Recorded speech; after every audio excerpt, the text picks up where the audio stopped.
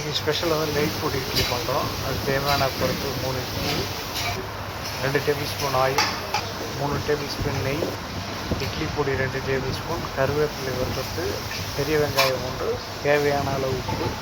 இட்லியை நல்லா கட் பண்ணி வச்சுக்கணும்.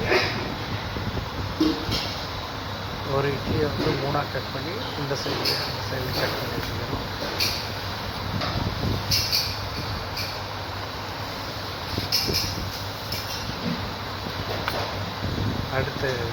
அடுத்து பற்ற வச்சு கடாயை வச்சு நல்லா காய வச்சுக்கிறோம். ஆயில் ஃபஸ்ட்டு ஊற்றுறோம். அதுக்கப்புறம் நெய்,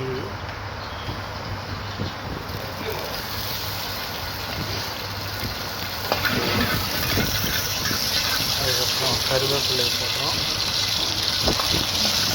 கருவேப்பிலை பொரிஞ்சோடனே 1 நம்பர் வெங்காயம் கட் பண்ணி வச்சுருக்கோம், அதை போடுறோம். நல்லா வதங்கணும்.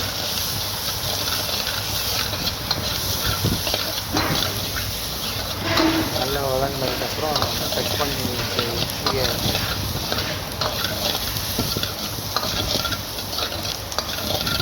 நல்லா ஒரு நிமிஷம் நல்லா வதங்கணும். பொன்னிறமாக ஆனதுக்கப்புறம் அதை கட் பண்ண இட்லியை போட்டு நல்லா வதக்கணும்.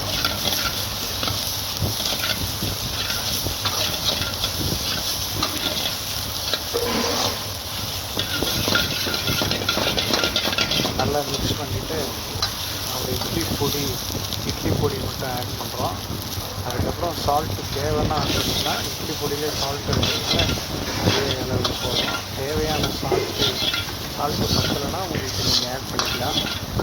கொஞ்சம் ட்ரையாக இருக்குது, அந்த மீதி இருந்த நெய்யை இதில் ஆட் பண்ணோம். கொஞ்சம் நெய் எடுத்து ஆட் பண்ணால் இன்னும் கொஞ்சம் சாஃப்டாகும். கொஞ்சம் நெய் ஆட் பண்ணிவிட்டு நல்லா மிக்ஸ் பண்ணுறோம். நல்லா மிக்ஸ்